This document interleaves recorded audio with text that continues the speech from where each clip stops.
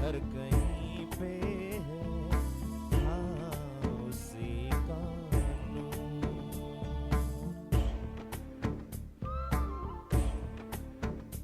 हर तरफ हर जगह हर कहीं पे है हाँ उसी का नूर।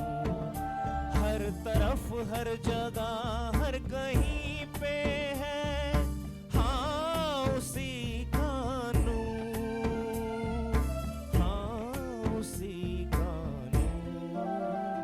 रोशनी का कोई दरिया तो है हाँ कहीं पे जरूर। रोशनी का कोई दरिया तो है हाँ कहीं पे जरूर। हर तरफ हर जगह हर कहीं पे है हाँ उसी का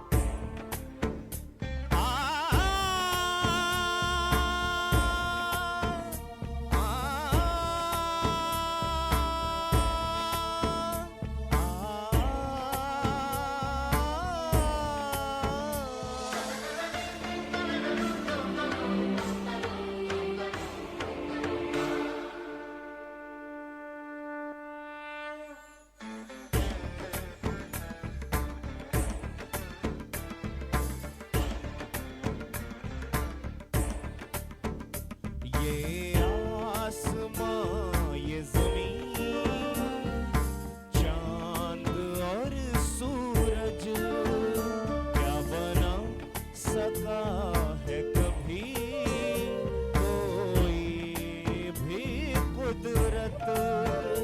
क्या बना सका है कभी कोई भी कुदरत। कोई तो है जो करता है मुश्किल हमारी दूर। कोई तो है जो करता है मुश्किल हमारी दूर। हर तरफ हर जगह हर कहीं पे है हाँ उसी का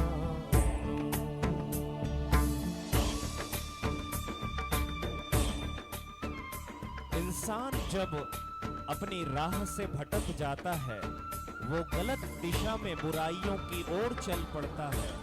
तब परमात्मा स्वयं आकर उसे सत्य मार्ग दिखलाते हैं और उसे एक सन्मार्ग की ओर ले चलते हैं। ये वही समय है, ये वही पल है।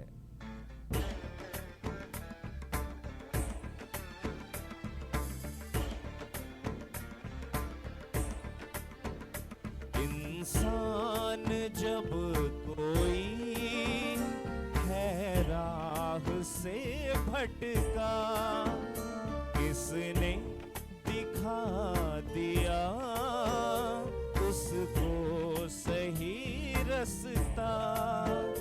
किसने दिखा दिया उसको सही रास्ता। कोई तो है जिसके आगे है आदमी मजबूर।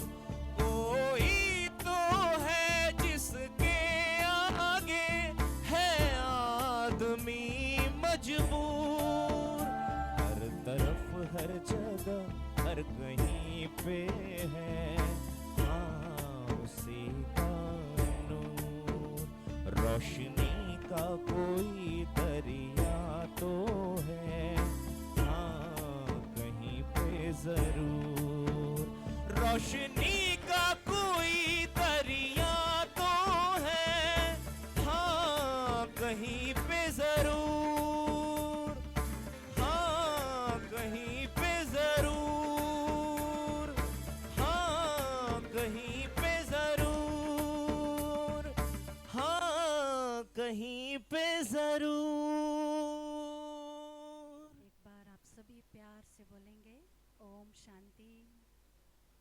आवाज़ नहीं आई, आप सबकी आवाज़ आएगी तो पूरा हॉल ओम शांति से गूंजेगा, तो ये ओम शांति का नारा दूर दूर तक पहुंचेगा और सबके दिलों को शांत करेगा। तो एक बार आप सभी प्यार से बोलेंगे ओम शांति, ओम शांति, ओम शांति। अभी हम बहुत सुंदर गीतों का आनंद ले रहे थे। हम अपने भ्राता युग रतन भाई जी जो खास माउंट आबू से हमारे बीच पहुँचे, तो उनके गीतों का आनंद हम ले रहे थे। हाँ, ज़िंदगी एक सफ़र है सुहाना। आज हमारा जो कार्यक्रम है बहुत सुंदर विषय है, परिवार में सद्भावना की कला। और इस विषय पर बहुत विस्तार से आप सभी सुनेंगे। हमारे वरिष्ठ दीदियाँ सभी पहुँचने वाले हैं। अभी हमारे प्रेम दीदी जो पहुँच चुके हैं और आदरणीय चंद्रिका दीदी जो अभी हमारे बीच में पहुँचने वाले हैं। तो आज हम सब देखते हैं कि परिवार आज है तो सही, पर परिवार में वो प्यार नहीं है, सद्भावना नहीं है। और आज हम सब वही कला सीखने जा रहे हैं। हम अपने अनुभवी वक्ताओं से समझेंगे कि परिवार किसको कहा जाता है।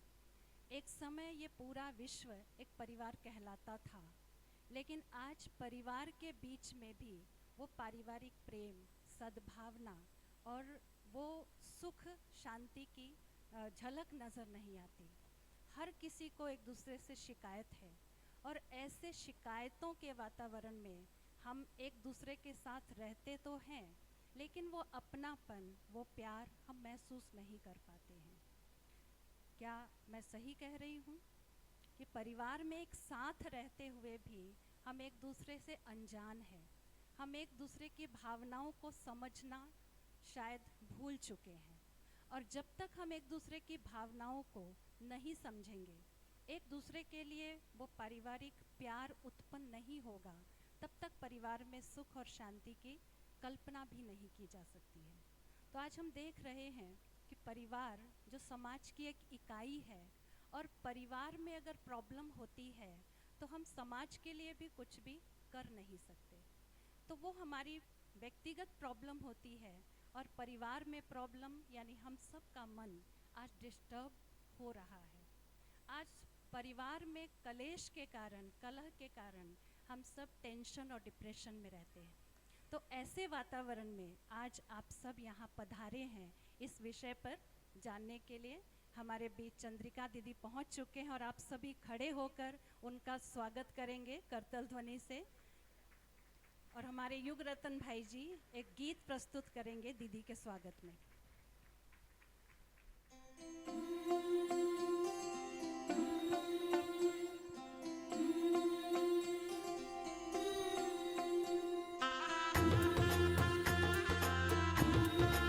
सभी तालियों से दीदी का अभिनंदन कर। मेरी चौखट पे चल के आज चारों धाम आए हैं, बजाओ ढोल स्वागत में मेरे घर राम आए हैं। कथा शबरी की जैसे जुड़ गई मेरी कहानी से, नरों को आज धोने दो चरण आँखों के पानी से। बहुत खुश है मेरे आंसू के प्रभु के काम आए हैं। बजाओ ढोल स्वागत में मेरे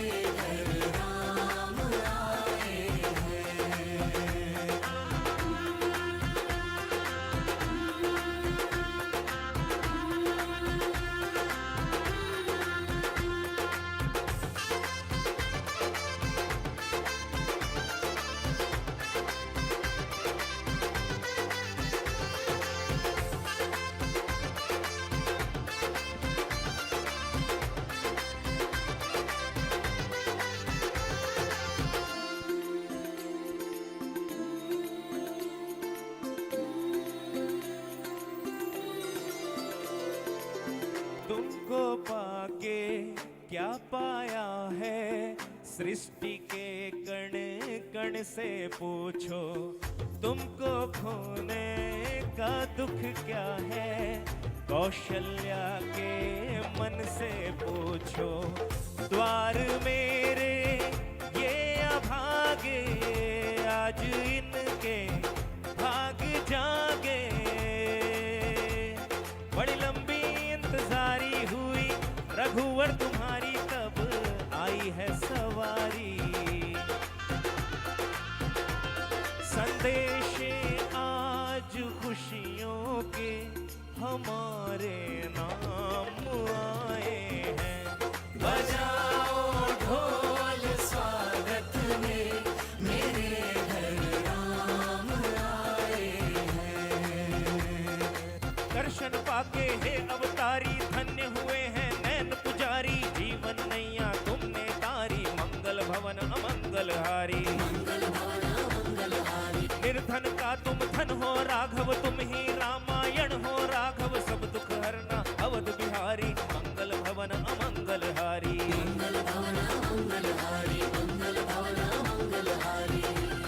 चरण की धूल ले लूं मैं, मेरे भगवान आए हैं। बजाओ ढोल स्वागत में, मेरे घर राम आए हैं। मेरी चौखट पे चल के आज चारों धाम आए हैं।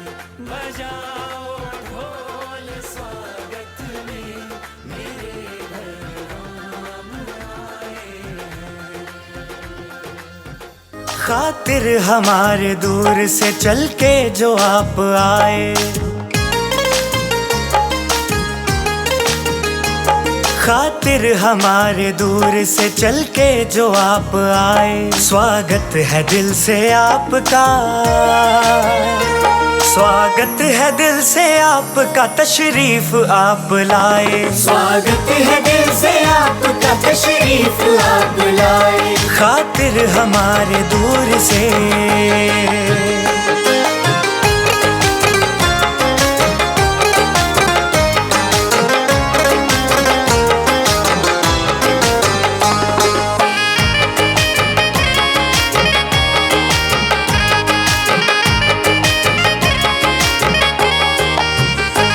खुशियाँ बिखेर दी है यहाँ आपने तो आकर। खुशियाँ बिखेर दी है यहाँ आपने तो आकर। ये वक्त सज गया है तुम्हें अपने बीच पाकर। तुम्हें अपने बीच पाकर, अपने बीच पाकर। देखो प्रभु भी आपको यहाँ देख के हर्षाए। स्वागत है दिल से आपका, स्वागत है दिल से आपका, तशरीफ आप लाए। स्वागत है दिल से आपका, तशरीफ आप लाए। खातिर हमारे दूर से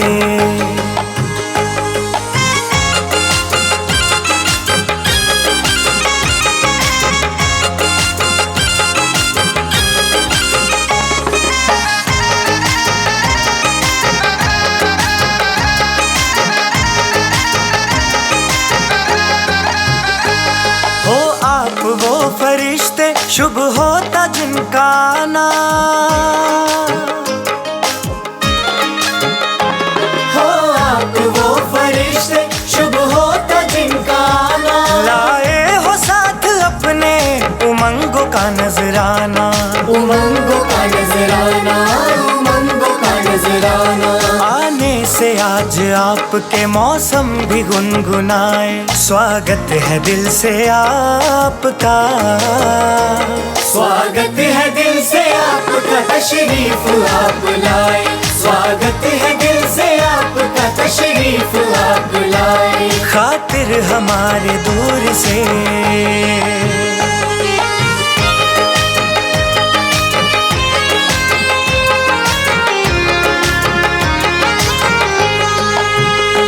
मेहमान तो जहां में है रब का रूप प्यारा।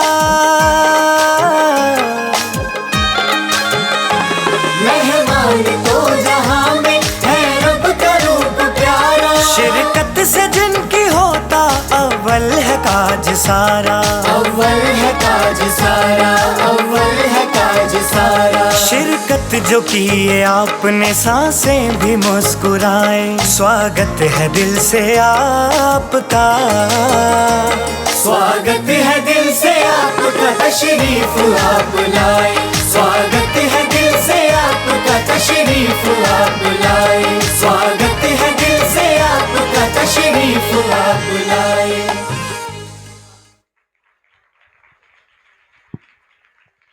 बहुत बहुत धन्यवाद। स्वागत है दिल से आपका, तशरीफ आप लाए। बच्चों ने बहुत सुंदर नृत्य प्रस्तुत किया। एक बार जोरदार ताली बजाएंगे इन बच्चों के लिए। एक बार अपने लिए भी जोरदार ताली बजाएं। आप सभी समय से पहुंचे, आप सभी का भी दिल से आभार है। डॉक्टर हमारे बीच में आज इस सभा में पहुंचे हैं, बहुत सीनियर एडवोकेट्स, और कुछ ही समय में जज भी हमारे बीच में आने वाले हैं। तो आप सभी का दिल से आभार, स्वागत है, स्वागत है, स्वागत है। तो अभी हम प्रोग्राम को शुरू करते हैं। जो हमारे बीच में आज हमारे विवेक भाई जी खास पहुंचे हैं अहमदाबाद से, तो मैं उनसे चाहूँगी कि वो आपको थोड़ा सा संस्था की गतिविधि बताएं और ये आर्ट एंड कल्चर विंग क्या कर रहा है, चंद शब्दों में 5 मिनट में अपने वाणी के द्वारा आप सभी को बताएंगे कि ब्रह्मा कुमारी संस्था की गतिविधियां क्या हैं, ब्रह्मा कुमारी कैसे काम कर रही है। हमारे आदरणीय विवेक भाई जी।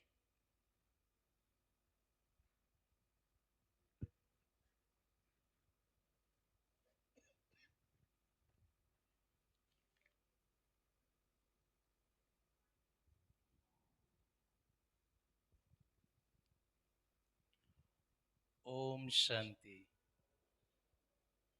सभी प्यार से बोलेंगे ओम शांति। अभी भी आवाज सुनाई नहीं दी। ओम शांति। मंचस्थ उपस्थित आदरणीय चंद्रिका दीदी जी, चेयरपर्सन यूथ विंग और आर्ट एंड कल्चर विंग, साथ में हमारे अति स्नेही प्रेम दीदी जी, आर्ट एंड कल्चर विंग के नेशनल कोऑर्डिनेटर, और हमारे वीना बहन जी, हमारी शिवानी दीदी, और साथ में हमारे स्नेही भ्राता युगरतन भाई जी, जिसको आप आधा घंटे से बहुत ही अच्छी तरह से सुन रहे थे, और आप सभी विशेष अतिथिगण जो इस कार्यक्रम के लिए विशेष समय निकाल कर आए हैं। हम सभी जानते हैं, बचपन से सुनते आए हैं, यदा यदा हि धर्मस्य ग्लानिर्भवति भारत अभ्युत्थानाम धर्मस्य तदात्मानं सृजाम्यहम्। बचपन से सुनते आए, टीवी सीरियल में भी देखा पढ़ा है। तो आज का वर्तमान समय हम देखें तो वो सारे चिन्ह, वो सारी निशानियां हम महसूस कर रहे हैं। अधर्म की परिभाषा तो बहुत डेप्थ है, ऊंची है, गहन है, उसमें मैं जाना नहीं चाहता हूं। लेकिन आज समय के अनुसार जिस बात की आवश्यकता है उसके ऊपर आना चाहूंगा।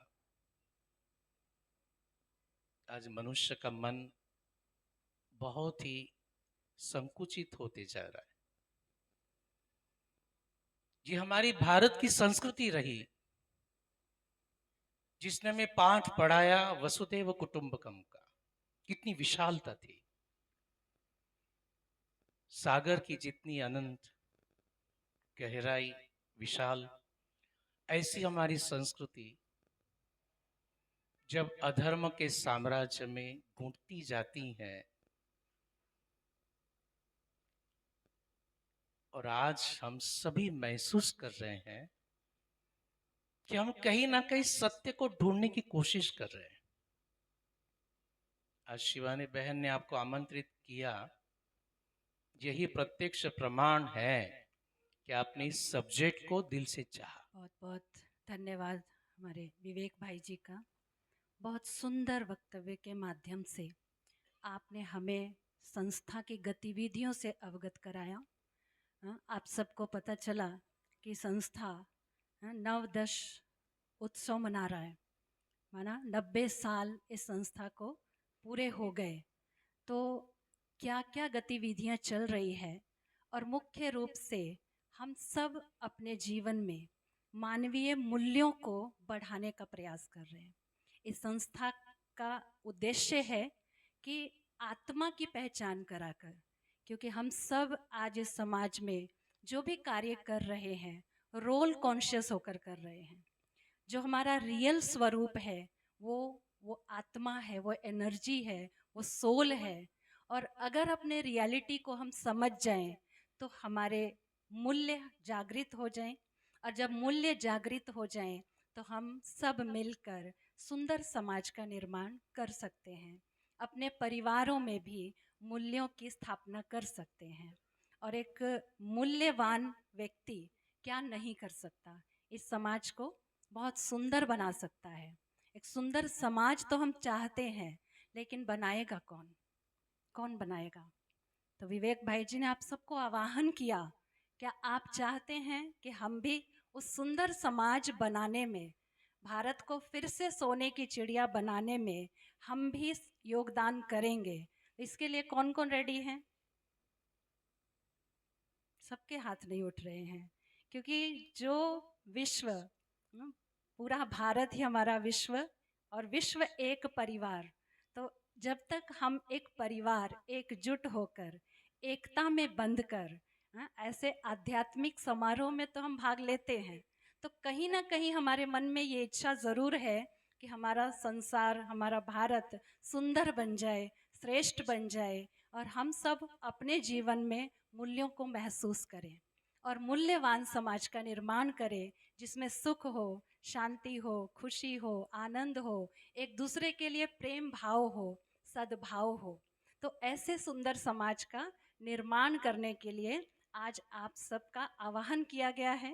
तो हम चाहेंगे कि आप सब अपने मन में ये ज़रूर लेकर जाएं कि हमें इसमें अपना बहुमूल्य योगदान देना है। लेकिन कैसे देंगे? हम बदलेंगे, जग बदलेगा। तो शुरुआत कहाँ से करनी है? हमें स्वयं से करनी है। तो स्वयं की पहचान बहुत ज़रूरी है। आगे मैं आह्वान करती हूँ, नटराज कला केंद्र लेकर आ रहा है एक बहुत सुंदर नृत्य, ग्रुप डांस। नटराज कला केंद्र के द्वारा आप सभी के समक्ष प्रस्तुत है एक ग्रुप डांस।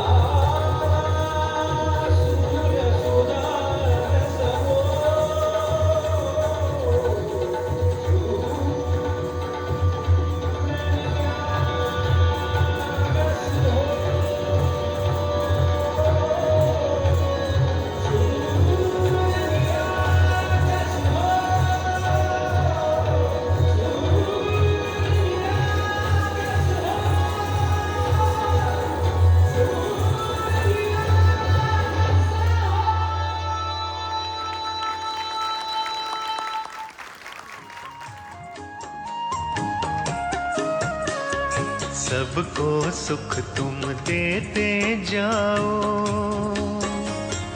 मगन रहो प्रभु प्यार में, प्रेम की धारा बहाते जाओ। अब तुम इस संसार में प्यारे प्रभु को पहचानो तुम,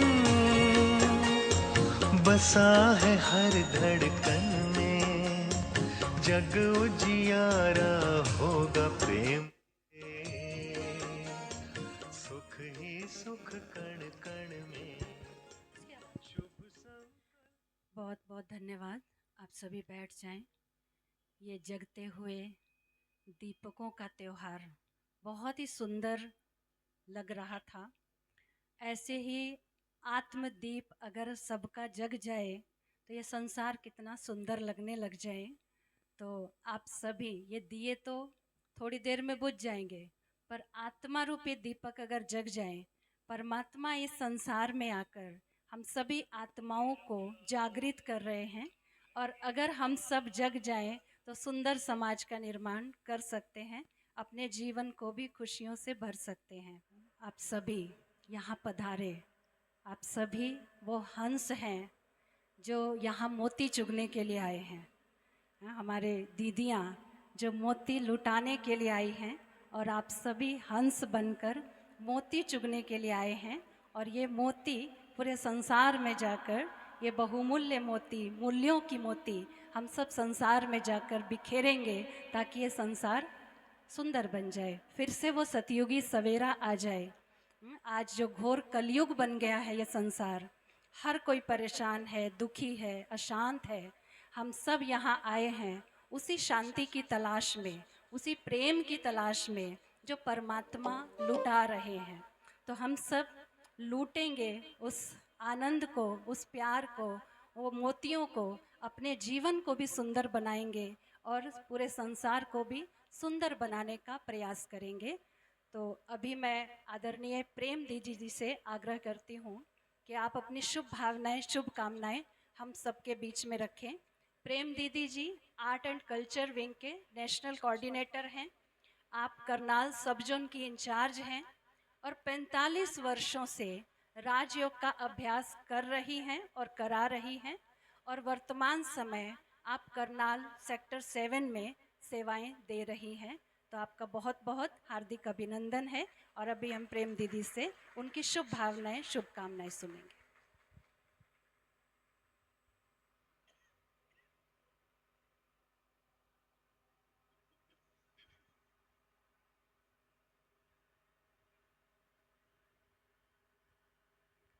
ओम शांति।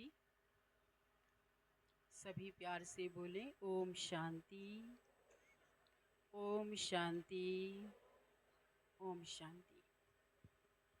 सत्यम शिवम सुंदरम सच्चित आनंद स्वरूप, प्रेम के सागर, शांति के सागर, हम सभी के परम पिता, परम शिक्षक, परम सद्गुरु, परम रक्षक, निराकार परम पिता परमात्मा शिव की प्रिय संतान, मंच पर उपस्थित हमारे परम आदरणीय राजयोगिनी चंद्रिका दीदी जी, चेयरपर्सन हैं आप आर्ट एंड कल्चर विंग और यूथ विंग के। बहुत ही स्नेह से, प्यार से इस विंग को विंग्स देकर के आगे बढ़ा रहे हैं। हमारी माननीय बहन वीना अग्रवाल जी, जो आज के कार्यक्रम के गेस्ट हैं। हमारे प्यारे भ्राता युगरतन जी, कितनी सुंदर कला और कितना सुंदर गला जिनको भगवान ने दिया है, उनसे मधुर गीत हम सब सुन रहे थे। हमारे स्नेही देवी भ्राता विवेक जी, बहुत ही विवेकशील बातें आपने हम सबको विंग के बारे में और ईश्वरीय यज्ञ के बारे में बताई। हमारी अति प्यारी शिवानी बहन, जिन्होंने बहुत ही सुंदर आज का ये कार्यक्रम रचा, सुसज्जित किया, हम सबको यहाँ पर आमंत्रित किया। और हमारी अति प्रिय बहन किरण जी, जो कि मंच का बखूबी संचालन कर रही हैं।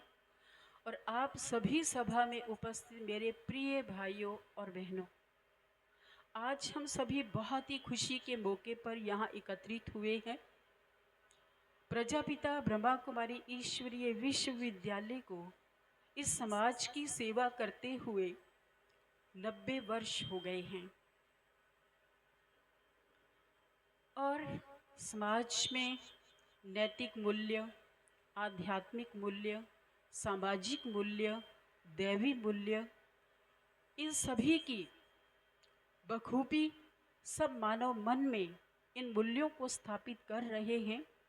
और इस समाज को आगे बढ़ाने के लिए पूर्ण रूप से प्रयासरत है ये ईश्वरीय विश्वविद्यालय।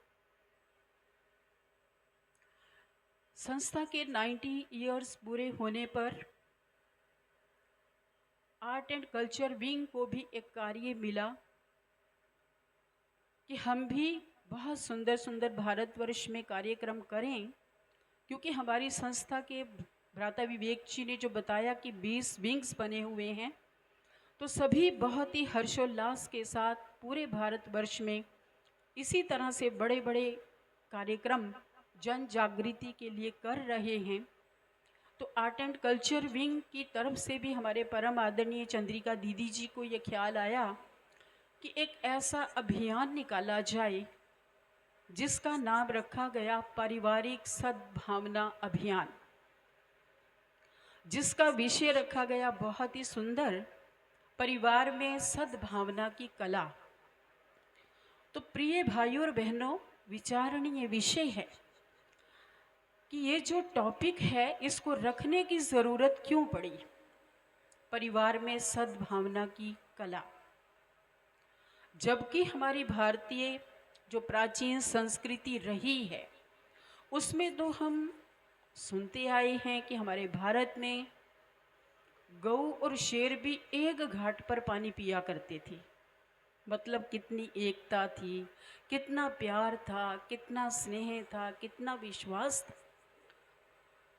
तो रीज़न क्या हुआ कि ये विषय रखना पड़ा कि आज परिवारों के अंदर वो प्यार, वो स्नेह, वो सद्भावना, वो शांति, वो सुख, वो एकता हम देखते हैं कि दिखाई नहीं पड़ती। जबकि एक समय था, और हमारा खुद का भी देखा हुआ प्रैक्टिकल वो समय है प्रिय भाइयों और बहनों, जब घर में यही पता नहीं चलता था कि ये माँ है या मेरी चाची है या मेरी ताई है। इतना 100 लोगों का, 50 लोगों का संयुक्त परिवार हम देखते थे, और हमारे ही देखते देखते प्रैक्टिकल आज हम देख रहे हैं कि परिवारों का विघटन किस कदर हो रहा है।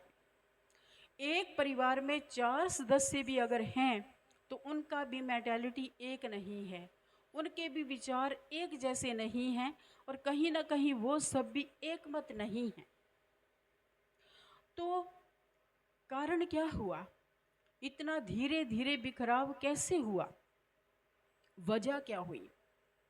आज हम देख रहे हैं कि फिजिकल, मेंटल, सोशल, इन 3 पिलर पर तो हमारा पूरा ध्यान है, ये 3 एस्पेक्ट पर तो हमारा पूरा ध्यान है, लेकिन जो चौथा एस्पेक्ट है स्पिरिचुअल एस्पेक्ट, उस पर आज मनुष्य आत्माओं का ध्यान नहीं है जो होना चाहिए। तो आप देखिए, कोई भी टेबल स्टेबल कब होता है? जब उसके चारों पांव मजबूत होते हैं। एक पिलर भी अगर हिल जाता है तो टेबल स्टेबल नहीं रहता।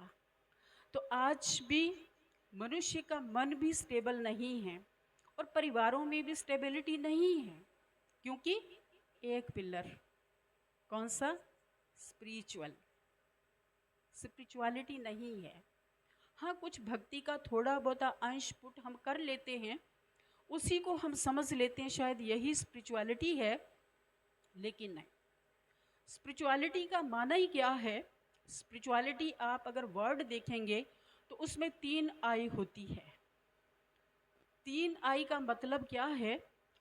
3 आइज, यानी थर्ड आई। 2 आइज तो हमारी हैं ही हैं, बट थर्ड आई आज इंसान की बंद है, अथवा कहें तो उसके ऊपर डस्ट चढ़ा हुआ है, या उसके ऊपर मोतिया बिंद निकला हुआ है। आज इंसान को अपनी रियल आइडेंटिटी का ही पता नहीं है, हु एम आई। हम अपने को बॉडी कॉन्शियस में ही सब कुछ समझते हैं, जिस कारण से हमारे अंदर देह का अभिमान पैदा होता है। मैं बहुत सुपर हूँ, बहुत ब्यूटीफुल हूँ, बहुत ब्रिलियंट हूँ, मेरा स्टेटस ये है, मेरी डिग्री ये है, आदि आदि। उसमें इन्वॉल्व होकर के हमारे मनोभाव के अंदर जो परिवार में रहते एक दूसरे के प्रति प्यार होना चाहिए, जो एक दूसरे के प्रति रेस्पेक्ट होना चाहिए, आज हम देखें तो कहाँ है वो प्यार, कहाँ है वो रेस्पेक्ट। जबकि बाप को घर आता देख करके ही बच्चे थोड़ा सा, मतलब उनके मन में उसके प्रति रिगार्ड के आधार से वो भय होता था कि हमारे बड़े हैं। और आजकल आप देखें, उसका मुख्य कारण मैं समझती हूँ, साथ ही साथ साइड बाय साइड आज जो मोबाइल का इतना यूज़ हो रहा है। यूज़ तो करना अच्छी बात है, लेकिन मिस यूज़, उससे बच्चे भी आज देखें तो कैसी कैसी चीज़ें सीखते हैं, कैसी कैसी बातें सीखते हैं, सारा दिन उसमें लगे रहते हैं। और बड़ों का भी लगभग वही हाल देखने में आता है। उनको भी अपने बच्चों को संस्कार देने का, उनमें भी अपने बड़ों के प्रति रिगार्ड क्रिएट करने का ये सब समय ही नहीं है। तो हमारी संस्कृति में जो वैल्यूज़ होती थी, उसी की वैल्यू हुआ करती थी। आज इंसान की वैल्यू क्यों नहीं है प्यारे भाइयों और बहनों? जबकि हर चीज़ की वैल्यू बढ़ती जा रही है, इंसान की ही वैल्यू कम क्यों होती जा रही है? क्योंकि वैल्यूज़ से ही वैल्यू बनती है, और वो वैल्यूज़ आज है नहीं। इसलिए परिवारों में, समाज में हम क्या देखने में हमें आता है? आज व्यक्ति कहता है, किसी शायर ने कहा है, आदमी को लूट कर घर भर रहा है आदमी, मार रहा है आदमी और मर रहा है आदमी, डरा रहा है आदमी और डर रहा है आदमी, देखो कैसी नादानी कर रहा है आदमी। तो आज आप देखिए ये हालत है। शायद किसी कोने में छुपी कोई वैल्यूज़ रह गई हों, परमात्मा ने 100% वैल्यूज़ हमारे अंदर भर कर के इस धरा पर देवी देवता रूप में, सर्वगुण संपन्न, 16 कला संपूर्ण रूप में हमें यहाँ पर उतारा था। परंतु सतयुग त्रेता द्वापर कलयुग पास करते करते आज सारी शक्तियाँ सारे गुण हमारे लीक हो गए प्यारे भाइयों और बहनों। तो पुनः स्पिरिचुअलिटी के आधार से राजयोग मेडिटेशन जो कि इस ईश्वरीय विश्वविद्यालय में सिखाया जाता है और निःशुल्क सिखाया जाता है, उसके माध्यम से हमारे मनों के अंदर जो छुपे हुए हमारे वैल्यूज़ हैं, जिनके आगे सिर्फ अज्ञानता का पर्दा आ गया है तो हमारे अंदर ही समाहित, हैं तो हमारे अंदर ही निहित, सिर्फ उनको जागृत करने की ज़रूरत है, सिर्फ उनको उजागर करने की ज़रूरत है मेरे प्यारे भाइयों और बहनों।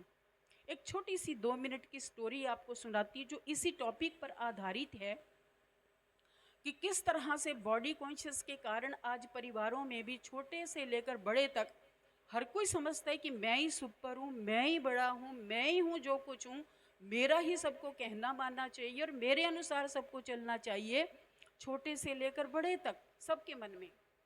तो कहते हैं कि एक बार इन 5 उंगलियों के अंदर भी सद्भावना नहीं रही, इनकी आपस में लड़ाई हो गई। एक कहे मैं बड़ी तो दूसरी कहे मैं बड़ी। तो किसी समझदार व्यक्ति के पास ले जाया गया कि अब कोई भी मानने को तैयार नहीं है और हर एक अंगुली अपना अपना लॉजिक दे रही है, तो मैं कैसे बड़ी हूँ। तो उस व्यक्ति ने कहा बताइए कैसे बड़ी हैं आप। तो सबसे पहले इस अंगूठे को कहा गया, तो अंगूठा बोला कि देखिए, जब भी कोई जमीन जायदाद का काम होता है, कोई व्यक्ति पढ़ा लिखा नहीं होता है, एक अंगूठा मैं लग जाता हूँ तो लाखों की प्रॉपर्टी, करोड़ों की प्रॉपर्टी को इधर से उधर किया जा सकता है। तो बताइए मैं बड़ा कैसे नहीं हूँ। दूसरी उंगली को पूछा गया आप कैसे बड़ी हैं। वो बोली कि देखिए, जब भी परमात्मा की तरफ इशारा करते हैं, भगवान एक है, भगवान ऊपर है, तो कौन सी उंगली यूज़ करते हैं, और कोई नहीं, केवल ये। और तीसरी उंगली को पूछा गया आप कैसे बड़ी हैं। वो कहती देखो, प्रत्यक्ष को प्रमाण की क्या ज़रूरत है, मैं तो सबसे बड़ी नज़र ही आ रही हूँ, मैं तो हूँ ही बड़ी। फिर नेक्स्ट से पूछा गया आप कैसे बड़ी हैं। तो ये वाली उंगली बोली कि आप देखिए कि जब भी किसी के ऊपर कोई ग्रहचारी बैठती है तो इसी अंगुली के अंदर ज्योतिषी उनको अंगूठी पहनने के लिए कहता है, तो मैं बड़ी हूँ इसलिए। इससे पूछा गया छोटी से भी आप तो हो ही छोटी, नज़र ही आ रही हो छोटी, आप कैसे बड़ी हैं। उसने सबसे बड़ा लॉजिक दिया कि जब भगवान कृष्ण ने, श्री कृष्ण ने गोवर्धन पर्वत उठाया तो कौन सी उंगली ने सहयोग दिया था। आप सब ने भी शास्त्र भी पढ़े हैं और पिक्चर भी देखी है, कौन सी उंगली ने सहयोग दिया था, इस छोटी उंगली ने। ऐसा दिखाया जाता है ना, सब ने अपनी इस उंगली का सहयोग दिया और वो पर्वत उठ गया। तो लॉजिक तो बहुत बढ़िया था, एक एक ने एक्सप्लेन किया बढ़िया से। तो समझदार व्यक्ति जिसके पास ये प्रॉब्लम ले जाई गई थी, तो उसने कहा कि एक परात में बूंदी लेकर के आओ। तो बूंदी की परात सामने लाई गई, तो उसने कहा कि एक एक अंगुली लड्डू बनाएगी, दूसरी कोई सहयोग नहीं देगी, चाहे अंगूठा बनाए, ये उंगली बनाए या कोई सी बनाए, परंतु बाकी सहयोग नहीं देंगी। तो प्यारे भाइयों और बहनों, क्या एक अंगुली लड्डू बना सकती है, बोलिए। जब पांचों मिलेंगी तब ही लड्डू बनेगा, है ना बरोबर। तो इसी तरह से हम परिवार में हर एक की वैल्यू को समझें। जो ये बात आई पारिवारिक सद्भावना की, तो अंगुलियों की सद्भावना की बात तो हमने सुनी कि कैसे प्रैक्टिकल उनको लड्डू बनाया मिलजुल करके। इसी तरह से परिवार के अंदर भी हर एक की वैल्यू को हर कोई समझेगा तो अपने आप पता चलेगा। देखिए, परिवार में बुजुर्ग होता है, उसकी अपनी वैल्यू है। आप घर में जाएं, घर में बैठा है आपका बड़ा, आपको ताले वगैरह कुंडे लगाने की कोई ज़रूरत नहीं है, आराम से जाओ, वो मालिक बैठा है घर में। छोटा बच्चा नन्हा सा जब किलकारियाँ मारता है घर के अंदर, सारे वातावरण को कितना अच्छा खुशनुमा बना देता है। उसकी अपनी वैल्यू और बुजुर्ग की अपनी वैल्यू, सास की अपनी वैल्यू, बहू की अपनी वैल्यू। लेकिन आजकल क्या हो गया है, सास कहेगी कि ये मॉडर्न बहू आई है, कोई बात ही सुनने को तैयार नहीं है, अपने हिसाब से चलना चाहती है। और बहू कहती है कि देखो सास को, ये तो पुराने ज़माने की, इनको क्या पता कैसे चलना है, और हर वक्त हमें टोका टाकी करती है। परंतु नहीं प्यारे भाइयों और बहनों, सबके समन्वय से, सबके सामंजस्य से, सबकी हार्मनी से ही एक परिवार बनता है। परिवार में तभी कहेंगे कि वो परिवार है जब संगठित रूप में हो, है ना। जैसे एक गाड़ी है, गाड़ी के अंदर आप देखिए, आपकी 20 लाख की गाड़ी हो, लेकिन उसके अंदर एक 500 रुपये का भी एक छोटा सा इंस्ट्रूमेंट, कोई पेच या कुछ भी अगर ठीक नहीं है तो क्या वो गाड़ी चलेगी? उस 500 रुपये के उस छोटे से इंस्ट्रूमेंट के पीछे गाड़ी वहीं पर रुक जाएगी। तो मतलब उसकी वैल्यू अपनी है। सो प्रिय आत्माओं, हमारे प्यारे प्यारे भाई और बहनें, तो हम चाहेंगे कि पुनः हमारे इस भारतवर्ष में वही संस्कृति राजयोग मेडिटेशन की कला के माध्यम से, क्योंकि सभी सबसे बड़ी है कला प्रभु में मन को लगाना, जिसको ईश्वरीय विश्वविद्यालय में राजयोग मेडिटेशन कहा जाता है। तो उस कला के माध्यम से हम अपने अंदर होने वाली वैल्यूज़ को उजागर करें। प्रेम भी हमारे अंदर है, सद्भावना भी हमारे अंदर है, एकता भी हमारे अंदर है, विश्वास भी हमारे अंदर है, सब कुछ हमारे अंदर है। प्रिय भाई और बहनों, केवल मेडिटेशन सीख करके हम उसको पुनः जागृत करें। आप सभी को आज के पावन पर्व की बहुत बहुत बहुत हार्दिक बधाई, बहुत बहुत मुबारक। ओम शांति।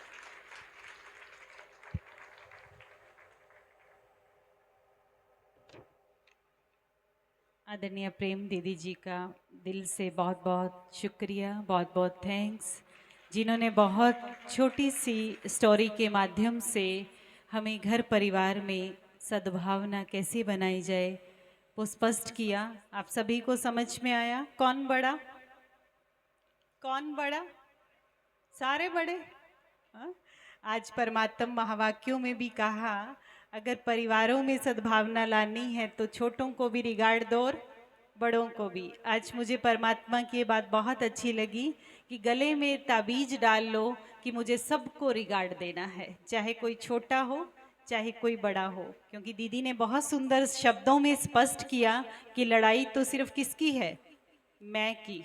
यही है ना। आज हमारे आदरणीय सरोज दीदी, जिन्होंने लंबे टाइम अम्बाला सिटी की सेवाएं की हैं, वो हमेशा कहा करते थे, पहले घर छोटे होते थे लेकिन घर कच्चे होते थे, लेकिन रिश्ते बहुत, थोड़ा आवाज से बोलेंगे, रिश्ते बहुत पक्के होते थे। आज क्या हो गया?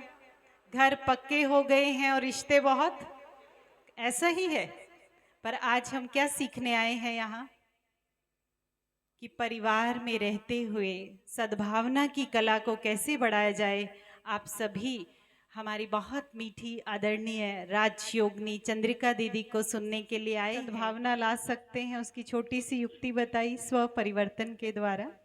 हमारा कार्यक्रम थोड़ा सा और है अभी, तो सभी बहुत धैर्यता से बैठे रहेंगे। एक बार दीदी का पुनः फिर से हम शुक्रिया करते हैं। बहुत सरलता से दीदी ने हमें बताया कि परिवारों में एक दूसरे को अप्रिशिएट करना है, किसी के भी अवगुणों को नहीं देखना है। अगर बदलना है तो किसको बदलना है? स्वयं को बदलना है। तो ब्रह्मा कुमारी 16 कंच घर में कल से 3 दिन का मेडिटेशन शिविर शुरू कर रहे हैं, सुबह 6 से 7 और शाम को भी 6 से 7। आप आकर 3 दिन में स्व पुरुषार्थ, कैसे हम स्व का परिवर्तन कर विश्व का परिवर्तन कर सकते हैं राजयोगा मेडिटेशन के थ्रू, तो आप आकर सीख सकते हैं। कार्यक्रम लास्ट की ओर है, लेकिन हमारे बीच में कुमारी नव्य एक बहुत सुंदर अपना सोलो नृत्य आप सभी के सामने प्रस्तुत करेगी। इस कुमारी ने पेरिस से, हांगकांग से गोल्ड मेडलिस्ट है और बहुत सुंदर, आपने अभी ग्रुप डांस में भी देखा, बहुत सुंदर नृत्य करती है। तो हम कुमारी नव्य का फिर से इस सभा में अभिवादन कर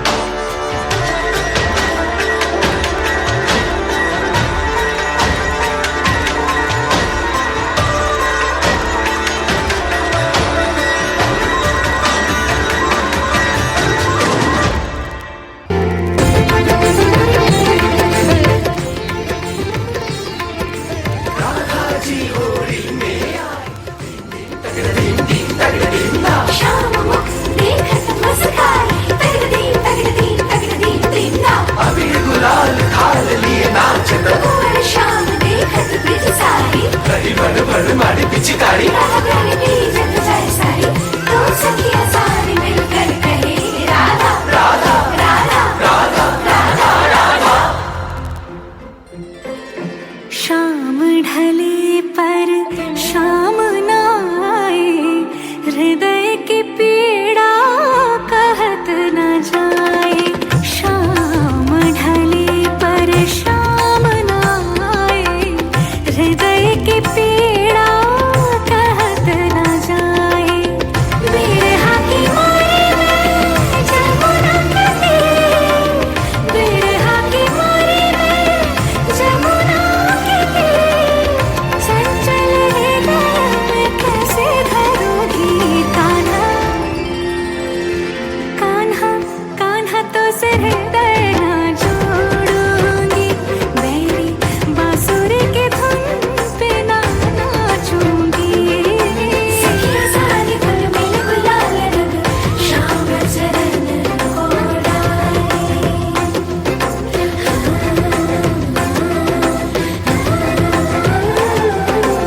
रे मपा मपा धा मपा नी पानी सा रे सा रे गा मा मा पा धा मा मा रे सा रे मपा रे सा रे गा मा मा रे सा रे।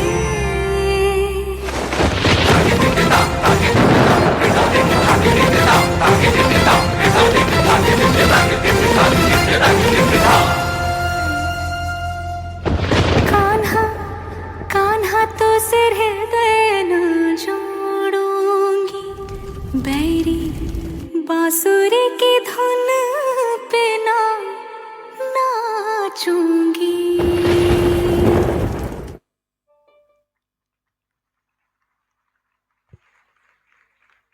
जोरदार ताली बजाएंगे कुमारी नाव्या के लिए। बहुत सुंदर प्रस्तुति हम सबके बीच में रखी।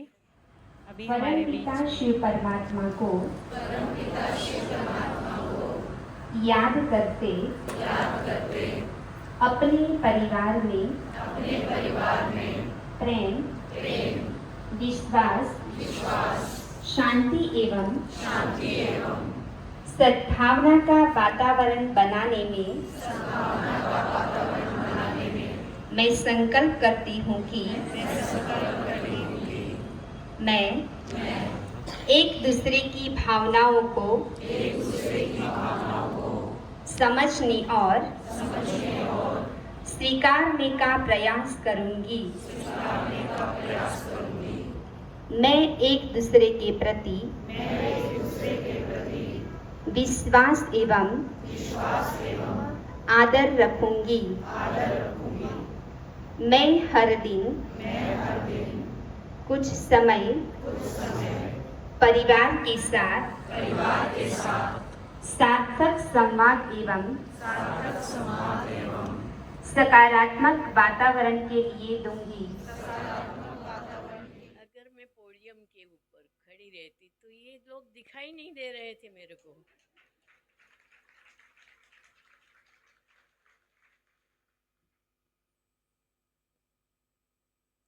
सभी प्यार से बोलेंगे मेरे साथ, ओम शांति, ओम शांति, ओम शांति। आज अंबाला शहर में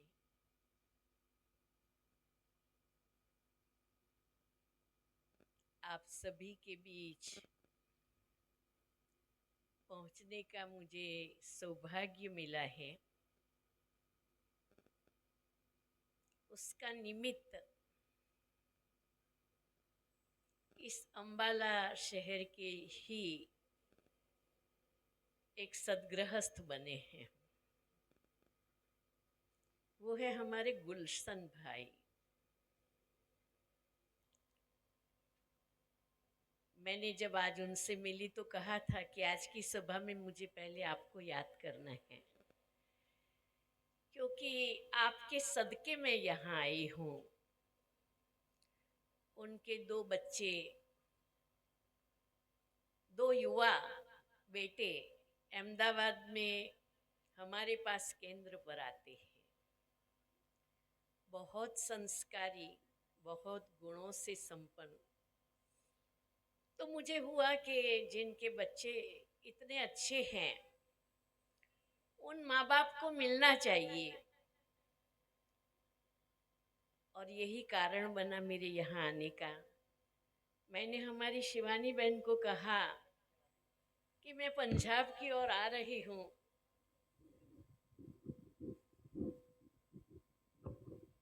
तो मैं अम्बाला में आना चाहती हूँ और मैं गुलशन भाई के परिवार को मिलना चाहती हूँ। तो आज का हमारा ये मिलन का श्रेय हम सब उनको देते हैं और जोरदार तालियों से अभिनंदन देते हैं। गुलशन भाई आए हैं सभा में? गुलशन भाई आए हैं? नहीं आ पाए, कोई बात नहीं। अच्छा, आज का सम्माननीय मंच और सभा में उपस्थित सब मेरे बहुत ही मूल्यवान आत्मीय भ्राता भगिनी, आज मेरा दिल बहुत ही खुशियों से गदगद हो रहा है, क्योंकि आज मैं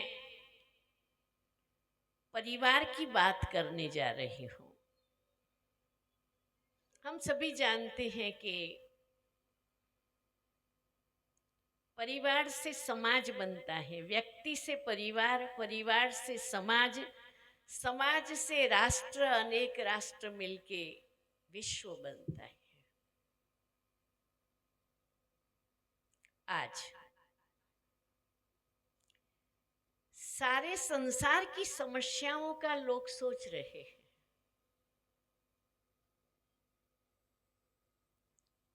सभी के दिल के अंदर केवल और केवल प्रश्न है, उत्तर नहीं है।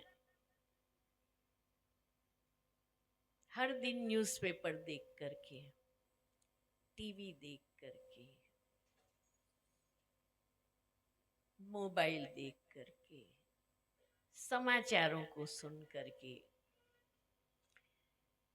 दिन प्रतिदिन चिंताओं में वृद्धि होती जा रही है, और इन्हीं चिंताओं के कारण ही आज का व्यक्ति वो जीते जी चिता पर जल रहा है। आज मैं पूछूं कि एक ऐसा परिवार बताओ कि जिस परिवार में सब लोग खुश हैं, और जिस परिवार में किसी को किसी के लिए फरियाद नहीं है। ऐसा एक भी परिवार हो तो हाथ उठाओ, एक भी, सिंगल, एक भी परिवार। तो प्रश्न उठता है कि क्या कुदरत ने, परमात्मा ने इस संसार की रचना इसलिए की थी? क्या ईश्वर की कुदरत का यही स्वरूप था?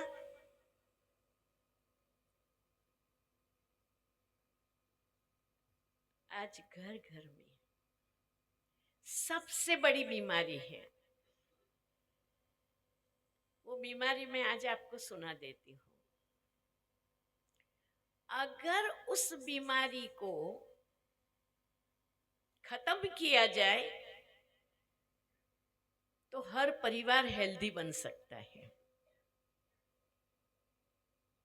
और वो बीमारी कोई सुना सकते हैं कौन सी है? वो बीमारी कोई सुना सकता है? कोई नहीं। वो बीमारी है परचिंतन, परदर्शन,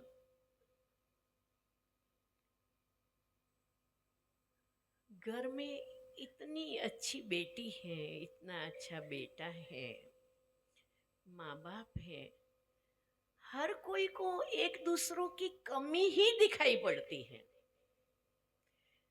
अवगुण ही दिखाई पड़ता है, कमजोरी ही दिखाई पड़ती है। क्या मेरी ये बात सही है? तो हाथ उठाओ।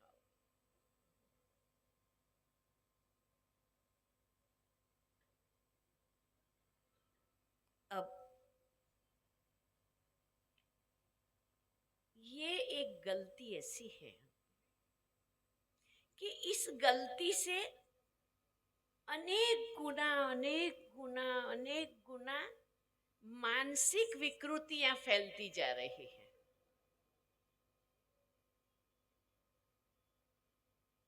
अगर केवल एक कमी को अगर हम छोड़ सकते हैं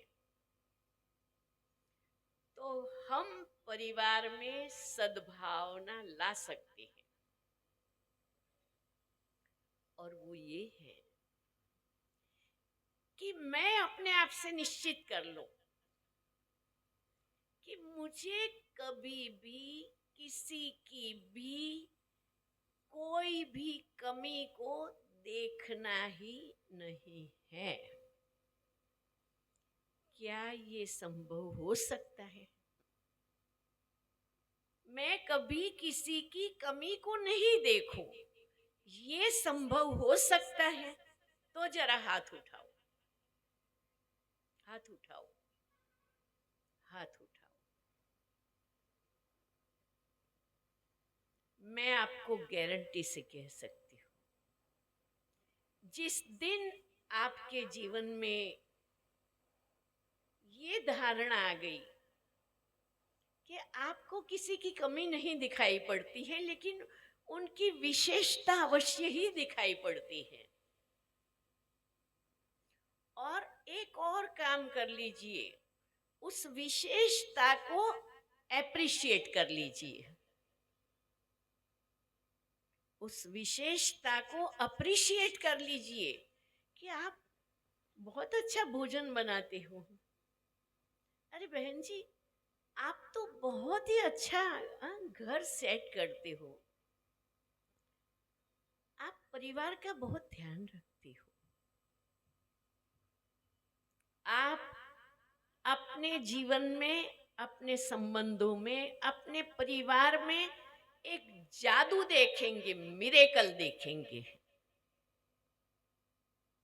अगर आप जादू करना चाहते हैं, जादूगर बनना चाहते हैं, तो आप इतनी छोटी बात से मुझे आज कहते हुए गौरव होता है।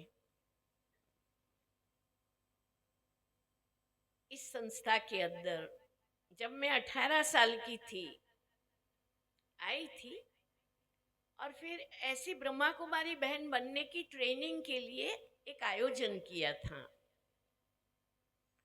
उस आयोजन में मैं भी गई थी, एक मास की ट्रेनिंग थी।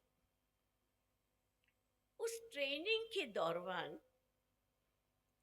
मैं आज कहूँ तो आपको समझ में नहीं आएगा, लेकिन ये सत्य है, दुनिया का मालिक भगवान, वो भगवान ने ब्रह्मा तन का माध्यम लिया है, और जिनके द्वारा ये प्रजापिता ब्रह्मा कुमारी ईश्वरीय विश्वविद्यालय की स्थापना हुई है, उनके माध्यम से परमात्मा ने मुझे उस ट्रेनिंग प्रोग्राम में फर्स्ट नंबर दिया।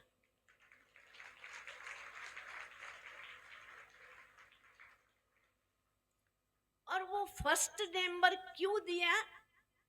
तो दो बातें सुनाई कि इस बच्ची में अवगुणों का त्याग, अर्थात किसी की कमी को नहीं देखना, और गुणों का दान करने की विशेषता है।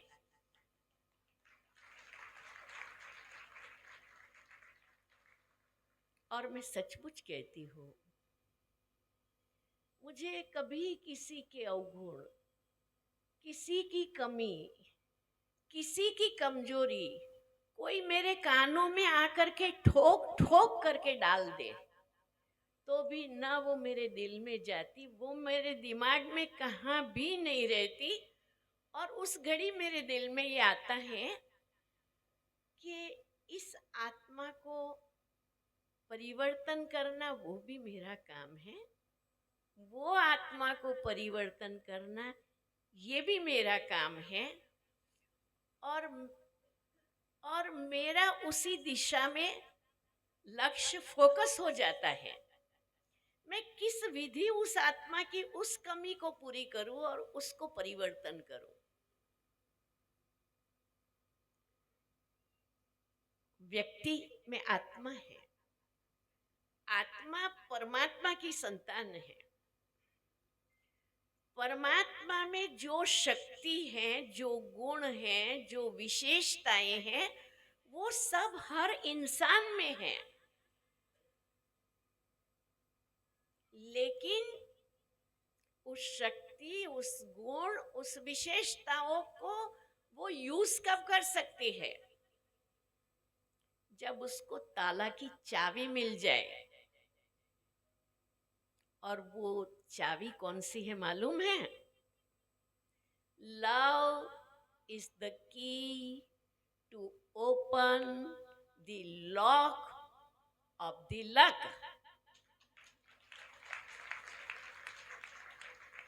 तकदीर के ताले को खोलने की एकमात्र चाबी, उसका नाम प्रेम है। एग्री? आप अपने आप को प्रेम करते हो? जो अपने आप को प्रेम करता है वो हाथ उठाए।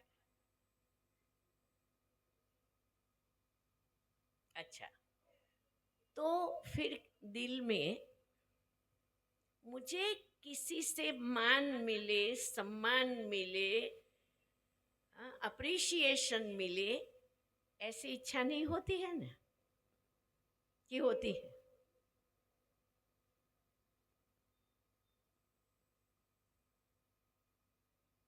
परिवार को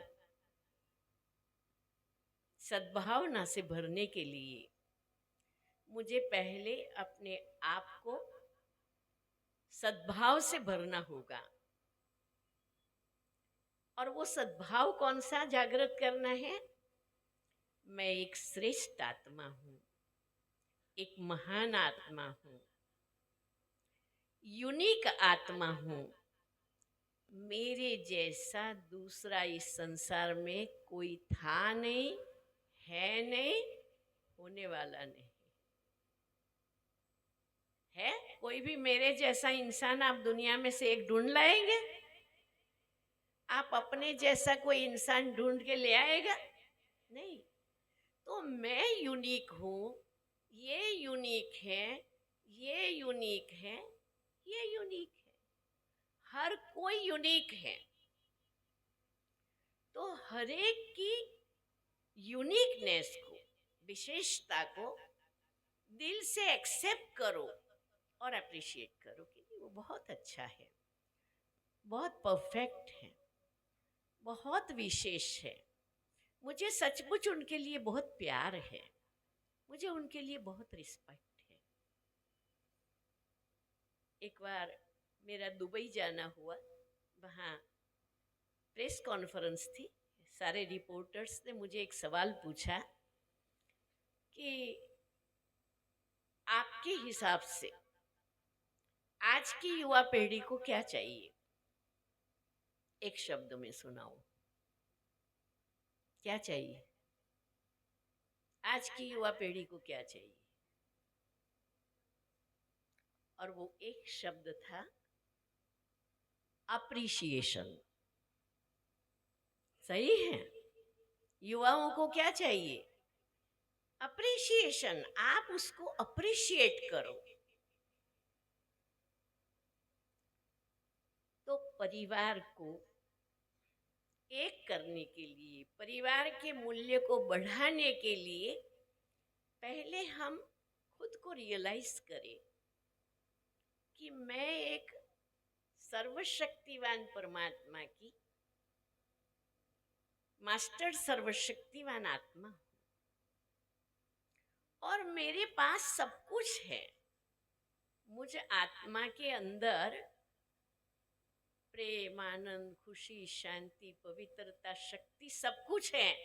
बस वो प्रेम की चाबी लगा दो कि मैं हूँ, मैं आत्मा हूँ, मैं परमात्मा की संतान हूँ। प्रेम बहन ने जैसे ध्यान खिंचवाया तो मैं और मेरा ये भूल जाए। शरीर के भान के हिसाब से हम मैं और मेरा स्वार्थ की भाषा में बोलते रहते हैं। मेरा क्या और मुझे मिलेगा क्या। और जहां स्वार्थ आता है वहां प्रेम खत्म हो जाता है।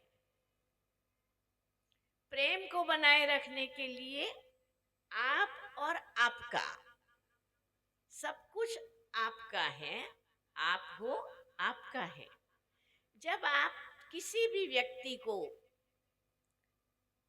सम्मान से बुलाएंगे, प्रेम से बुलाएंगे और विश्वास रखेंगे, पारिवारिक सद्भावना के लिए ये तीन ही चीज चाहिए। प्रेम, सम्मान और विश्वास। ये तीन आ गया तो अपने आप एक दूसरों के प्रति सद्भावना का भाव जागृत होगा। अब ये कैसे किया जाए? क्या पहले कहा क्या करना पड़ेगा? क्या करना पड़ेगा? चार ही बात हम याद करते हैं। बहुत मुश्किल काम नहीं करना है अपने को। पहली बात, मुझे किसी के भी अवगुण को देखना नहीं है, उसका परचिंतन नहीं करना है, वर्णन नहीं करना है, किसी के भी कमी कमजोरी को देखना नहीं है। ये पहली सफाई कर दी जाए। आप कहेंगे ये कैसे संभव हो?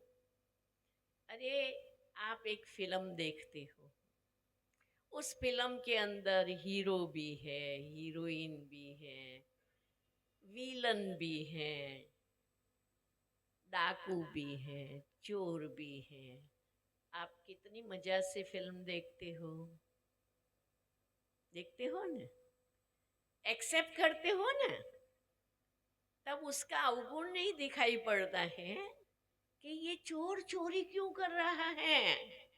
अरे नहीं, वो उसका रोल है। समझ में आ रहा है? आज जो भी व्यक्ति जो कर रही है वो उसका रोल है। आप उसके रोल में इंटरफियर नहीं करो, लिव इट। इस अंडरस्टैंडिंग के आधार पर आप कमियों को छोड़ो, नंबर 1। दूसरा, प्रेम। तीसरा, सम्मान। चौथा, विश्वास।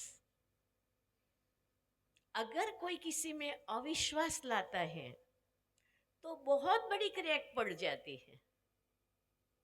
होता है ना ऐसे? पर आज तो वेस्टर्न की सारी हवा इस तरफ आई, हस्बैंड वाइफ का मोबाइल देखेगा,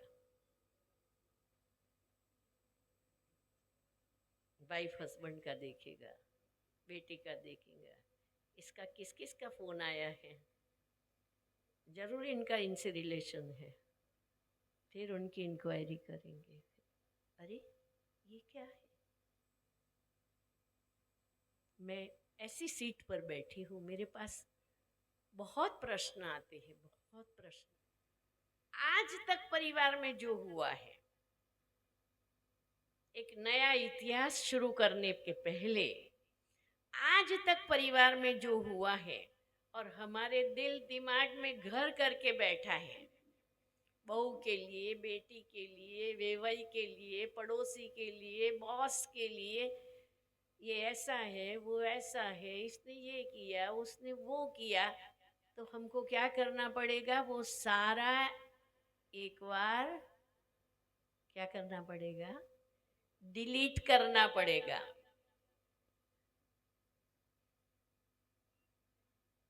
कर सकेंगे? जो कहते बहुत इजी, हम डिलीट कर लेंगे, हाथ उठाओ। अरे वाह, ताली बजाओ। आप कैसे डिलीट करेंगे? ये तो बड़ा मुश्किल काम है। हाँ, कोई ने आपका अपमान किया है, आपसे इंजस्टिस किया है, कोई ने आपकी चीज़ चोरी कर ली है, आपसे झूठ बोला हुआ है, आपका इंसल्ट किया हुआ है, वो यहाँ यहाँ इतना गहरा बैठा हुआ है, आप कैसे उसको डिलीट करोगे? कैसे डिलीट करोगे? हाँ, कोई बोला पीछे से, कैसे? माफ कर दो, भूलो और माफ कर दो। क्षमा वीरस्य भूषणम। जो हुआ वो ड्रामा में एक रोल था और उनको वो रोल बजाना ही था और मुझे उस रोल का भागीदार बनना ही था। ये कोई नई बात नहीं है और सचमुच मैं दिल से माफ करती हूँ कि ये बात मेरी समझ में नहीं थी, इसलिए मैंने आज तक पेन टॉलरेट किया है। लेकिन आज मेरी समझ में आ गया है, अब मैं दिल से क्षमा मांग भी लेती हूँ, दिल से क्षमा दे भी देती हूँ और मैं उस बात को डिलीट कर लेती हूँ। अभी हम एक एक्सरसाइज कर लेते हैं। रिलैक्स होकर के बैठो, पर अलर्ट होकर के बैठो और आपके दिल के कोने में कहाँ भी किसके भी लिए थोड़ा ग्लानि का भाव है, थोड़ी अपमान की भावना है, थोड़ा वैर विरोध है, थोड़ी जेलसी है, कुछ भी है,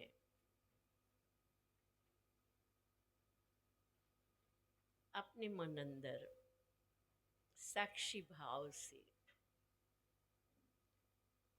जितनी चीज़ों को ले आना है ले आओ, जितनी चीज़ें याद करनी है याद करो, लिस्ट बना लो बुद्धि में।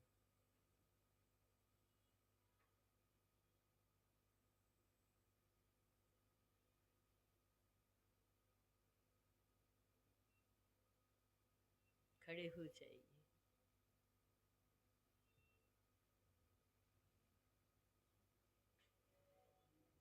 अपने दिल पर हाथ रखिए।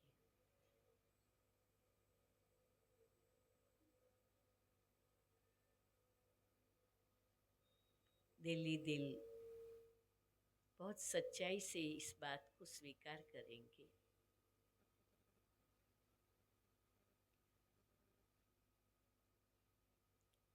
प्रभु पिता, आप भी बोलेंगे, प्रभु पिता, मैं सच्चे दिल से स्वीकार करती हूँ आज दिन तक मेरे दिल में या मेरे दिमाग में जो भी दुर्भावनाएं पैदा हुई थी वो मेरी अज्ञानता थी, वो मेरी बेसमझ थी। आज मुझे समझ में आ रहा है, मैं आपकी संतान हूँ, आप मेरे परमपिता हो,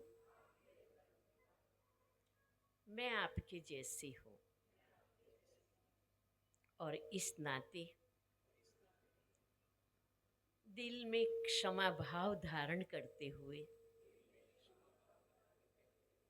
उन सब बातों को मैं आज डिलीट करती हूँ, समाप्त करती हूँ। और सच्चे दिल से उन सभी को माफ़ी देती हूँ और मैं उनसे माफ़ी मांगती भी हूँ। और आज से विश्व की हर कोई आत्मा के प्रति मैं प्रेम, सम्मान और विश्वास की भावना बनाए रखूंगी। और मुझे पूरा विश्वास है इन गुणों की शक्ति से मैं मेरे परिवार को सद्भावनापूर्ण बना के रहूंगी। ओम शांति। बैठिए।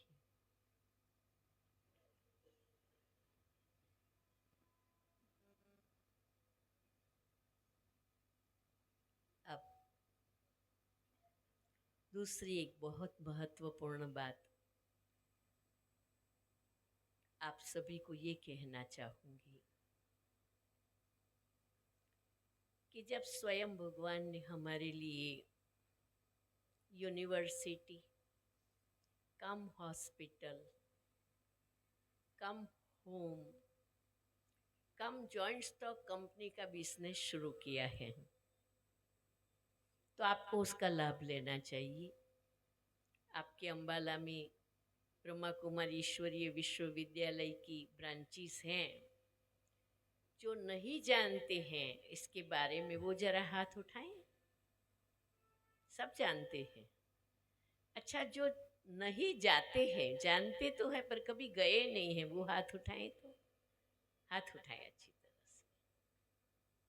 मैं आप सबसे ये नम्र अनुरोध करूंगी कि अलग अलग घर से, अलग अलग परिवार से, अलग अलग समाज से आई हुई व्यक्तियों का ये एक संगठन कैसे स्वर्ग सा वातावरण बना रहा है। तो इस केंद्र पर आप जब जाएंगे तो सर्वप्रथम ही आपको ये अपना परिवार महसूस होगा कि हम कोई अपने वालों के पास आए हैं, क्योंकि हम सब परमात्मा के बच्चे हैं। दूसरा, ये इंस्टीट्यूशन गॉडली यूनिवर्सिटी है। यहाँ पर नर नारायण कैसे बने, नारी लक्ष्मी कैसे बने, ये एजुकेशन दिया जाता है। तीसरे नंबर में ये हेल्दी हॉस्पिटल है। दुनिया में सब बीमारियों की हॉस्पिटल्स हैं, मेंटल हॉस्पिटल भी हैं, लेकिन जो मनुष्यों की बुद्धि भ्रष्ट हो गई है उसको श्रेष्ठ करने की कोई हॉस्पिटल है? ये वो हॉस्पिटल है जहाँ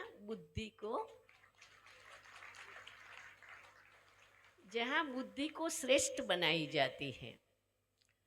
और चौथा, हर इंसान को कमाई करने में तो इंटरेस्ट रहता ही है, अपना प्रॉफिट बनाने में भी इंटरेस्ट रहता है। तो ये जॉइंट स्टॉक कंपनी का बिजनेस है। आप कहेंगे कैसे है? वैसे यहाँ पर किसी से कोई फ़ी नहीं ली जाती है, कोई ज्ञाति जाति का भेदभाव नहीं है, सबके लिए फ्री एडमिशन है। तो फिर बिजनेस की बात कहाँ से आई? बाबूजी आप बता सकते हैं कि ये बिजनेस कैसे है? ये जॉइंट स्टॉक कंपनी का बिजनेस है। यहाँ पर बहुतों को ये प्रश्न उठता है कि ये संस्था चलती कैसे है आखिर। कभी नहीं फी लेते हैं, नहीं डोनेशन के लिए कुछ कहते हैं। यहाँ पर हर कोई अपने दिल के समर्पण भाव से लगे हुए हैं। कोई तन से सेवा करता, कोई मन से करता, कोई धन से करता, कोई संबंध से करता, कोई साधन से करता, कोई अपने संपर्क के द्वारा करते हैं। परंतु ये हाथ करता है इसको मालूम नहीं पड़ता है। परंतु कमाई अनेक जन्मों की कमाई हो रही है। इसीलिए उसको कहा जाता है जॉइंट स्टॉक कंपनी का बिजनेस है। ये बिजनेस करने के लिए आप सबको इनविटेशन है, आप अवश्य आए और इस ईश्वरीय ज्ञान का लाभ ले। और कम से कम अंबाला से ये मिशन जोर शोर से शुरू हो। कौन सा? पारिवारिक सद्भावना। अब आपको क्या करना है? आप में से जो ये पान का बीड़ा उठाए, समझो आप अपने घर में कोई कार्यक्रम का आयोजन करके अपने स्नेही स्वजनों को बुला करके या इसी प्रोजेक्ट के अंतर्गत ही संस्था से आप बहनों को बुलाएंगे, भाई बहन आएंगे, वो इसके बारे में अवेयरनेस देंगे और जागृति लाएंगे कि किस प्रकार से मुझे परिवर्तन होना है। स्व परिवर्तन से विश्व परिवर्तन होगा। एक छोटी सी कहानी के साथ मैं बात पूरी करूंगी। एक बच्चा था, बहुत शैतान था। उसकी माँ को कुछ काम करने नहीं देता था। उसकी माँ ने सोचा ये बच्चे को कोई इतना डिफिकल्ट काम दे दो कि कम से कम मैं तो अपना काम ठीक से कर सकूं। तो घर में देखा तो दीवार पर एक विश्व का नक्शा था। तो उसने वो नक्शा उठाया और बेटे को कहा कि तुम देख लो ध्यान से, ये पूरे विश्व का मैप है। अब मैं उसका टुकड़ा टुकड़ा करती हूँ, फिर तुम्हें उसको पूरा जैसे का वैसा जोड़ देना है। बच्चे ने कहा ठीक है मम्मा। तो माँ ने टुकड़ा टुकड़ा करके उसको दे दिया। फिर वो अपने काम में चली गई। अब उसने वो टुकड़े ऊपर नीचे जोड़ने के लिए देखा तो उसको क्या हुआ, क्या मिला? इंसान का नाक मिल गया। उसने सोचा अभी नाक है तो और भी कुछ होगा। नाक ढूंढा, कान ढूंढा, हाथ ढूंढा, पाँव, तो एक मनुष्य की फिगर बन गई पूरी। उसने इंसान को बना दिया। तो पीछे में क्या बन गया? विश्व का नक्शा बन गया। क्योंकि विश्व के नक्शे के पीछे एक इंसान का चित्र था जो उसकी माँ को तो मालूम नहीं था, पर उसको मालूम चल गया। उसने वो टुकड़े जोड़ दिए, विश्व का नक्शा बनी गया। अगर आप एक व्यक्ति को बना देंगे ना तो क्या होगा? क्या होगा? विश्व बन जाएगा। तो मुझे अपना परिवर्तन करके परिवार के परिवारों का परिवर्तन करना है। ऐसा एक शुद्ध संकल्प आप अपने अंदर ले और हमारी शिवानी बहन करती ही रहे, परिवारों की सद्भावना के लिए आपके पास आती ही रहे, ऐसी मेरी बहुत दिल की शुभकामना है। ओम शांति।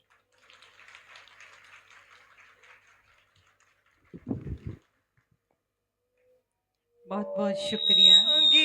दो युग से तेरे एक दरस को बाबा, अब पल का मिलन लगता है, जैसे 100 बरस हो बाबा।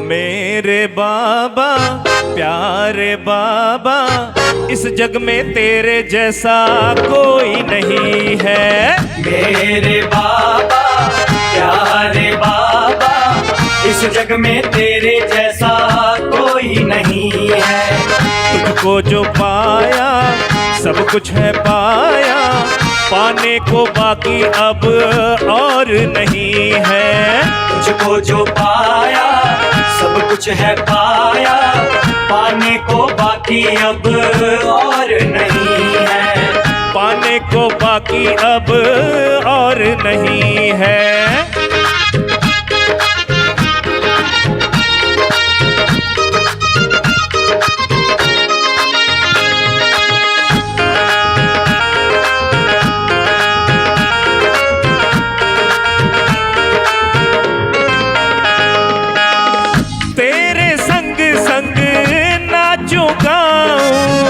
तेरे संग ही मिलन मनाऊं, तेरे संग ही मिलन मनाऊं। साथ में मेरे तू है तो फिर सारी खुशियाँ तुझ में पाऊं, सारी खुशियाँ तुझ में पाऊं। तेरे संग संग नाचूं गाऊं, तेरे संग ही मिलन मनाऊं। साथ में मेरे तू है तो फिर सारी खुशियाँ तुझ में पाऊं। मन नाच रहा मन झूम रहा, मन नाच रहा मन झूम रहा, चलकर श्रीमत के रास्ते। क्या था मैं तो क्या बनाया, जादूगर तेरे जैसा कोई नहीं है। मेरे बाबा प्यारे बाबा, इस जग में तेरे जैसा कोई नहीं है। इस जग में तेरे जैसा कोई नहीं है।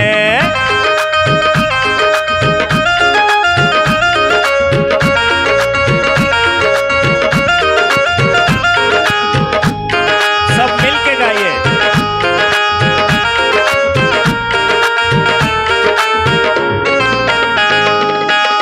काबिल कहाँ था मैं तो तेरे, फिर भी तूने अपनाया, फिर भी तूने अपनाया। हाथ है पकड़ा तूने मेरा, मुझको चलना सिखलाया, मुझको चलना सिखलाया। काबिल कहाँ था मैं तो तेरे, फिर भी तूने अपनाया। हाथ है पकड़ा तूने मेरा, मुझको चलना सिखलाया। परिवार भी तू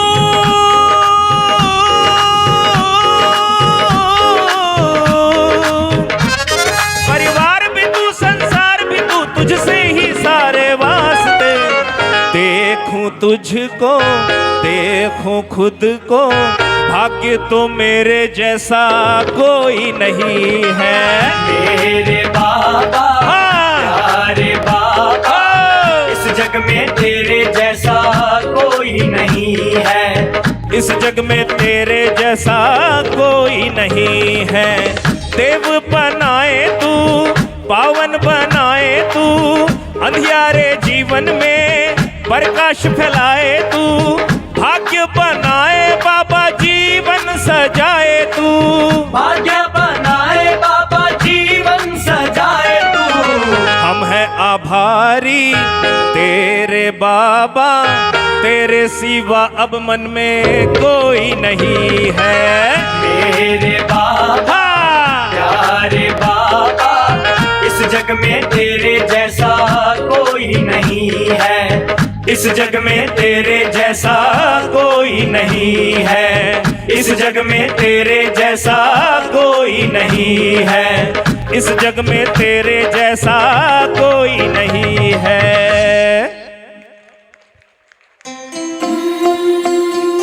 बहुत बहुत शुक्रिया हमारे युगरतन भाई जी का। अभी सभी बैठ जाएं। क्लास करनी है ना पावरफुल।